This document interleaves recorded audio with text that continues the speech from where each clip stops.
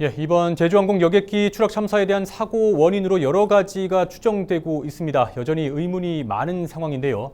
전문가 전화 연결해 자세한 내용 들어보겠습니다. 김인규 한국항공대 비행교육원장 연결돼 있습니다. 자, 원장님, 이번에 여객기가 동체 착륙이라는 최후의 착륙 방식을 택했습니다. 상당히 긴급한 상황이었던 것으로 보이는데 이번 항공기 사고 원인 뭐라고 보십니까? 추정되는 것들은 일단은 어디에 관점을 두냐 다른데요. 그러니까 항공기 랜딩 기어가 왜 안 나왔느냐 하는 거는 일단 저는 아직 모르고요. 네. 그다음에 조류 충돌이 예를 들면 이번 사고와 아니면 랜딩 기어 안 나온 거와 관련이 있느냐 하는 것도 사실은 지금 바로 말씀을 누구도 할 수는 없습니다. 예, 이번 사고 원인에 대해서 조류 충돌 그리고 랜딩 기어 미작동 이런 다양한 추정들이 나오고 있는데요. 전문가의 식견으로서 좀 어떻게 보십니까?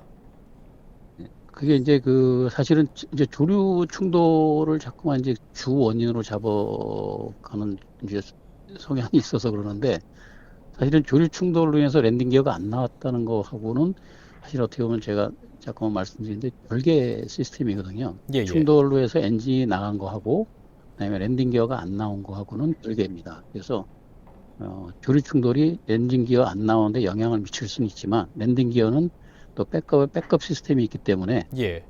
마지막 그 수동으로 내리는 단계까지 해서 랜딩 기어는 내릴 수 있거든요. 그래서 문제는 관점은, 그러면은 기장이 왜 제로원으로 접근하다가 복행을 하고 다시 반대 방향으로 유턴하듯이 돌아서 반대 방향 활주로로 바로 내려야만 했는가? 랜딩 기어도 안 나오고 이제 그런데 이제 초점이 맞춰야 되는 건데, 그거는 사실은 이제 여러 가지 조종실 녹음 기록이라든가 비행 자료라든가 이런 거를 좀 살펴봐야 돼서 사실 지금은 누구도 단언하기는 좀 어려운 것 같습니다. 예.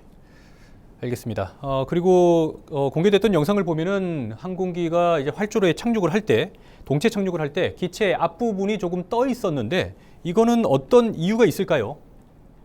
그거는 이제 조종사가 조종관을 이제 뒤로 당긴 거로 보여지고요. 네, 이제 조종관을 받치는데, 그건 이제 일반적인 상황이라면은 이제 그렇게 해서 기술을 들음으로 인해 가지고서 공기에 접촉하는 면을 증가시켜서 항공기 저항력을 증가시킬 수 있죠. 그래서 속도를 이제 그러니까 빨리 감속을 시키는 효과는 있을 수는 있는데, 네.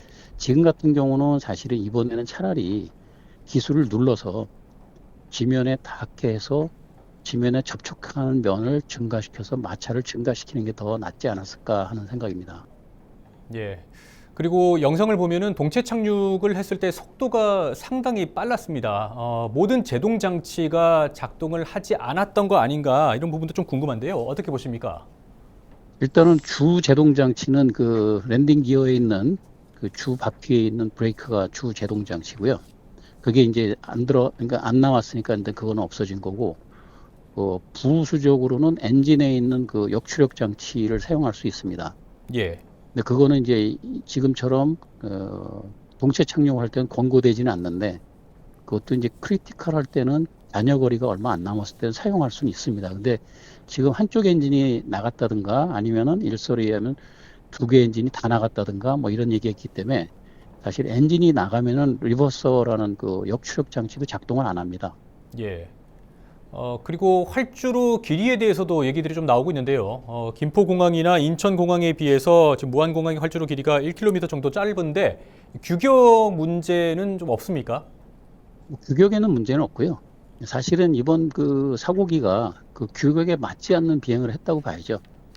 정상적인 속도라면 충분히 그 안에서 속도 처리를 하고 안전하게 착륙을 할 수 있는 건데, 랜딩 기어를 안 나온 것도 이제 주 원인이지만 기타 다른 부수적인 제동 장치가 하나도 작동을 안 했기 때문에 속도가 굉장히 많은 상태로 접근을 했기 때문에 활주로로는 감당을 못하는 거죠.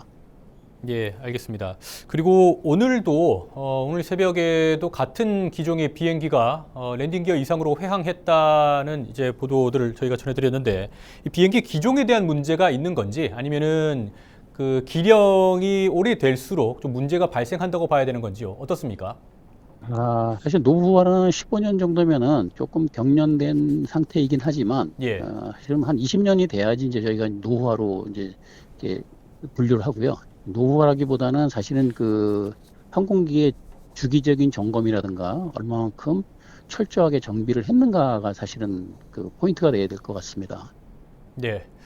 자, 마지막 질문 좀 드리겠습니다. 사고 원인을 파악하려면 어쨌든 블랙박스의 분석이 가장 중요할 텐데 이 일부가 좀 손상됐다는 얘기가 나왔습니다. 일반적으로 이제 블랙박스 해독이 좀 걸리는 시간이 얼마나 되는지 그리고 이 안에서 얻을 수 있는 주요 정보들은 어떤 게 있는지 좀 말씀 부탁드립니다.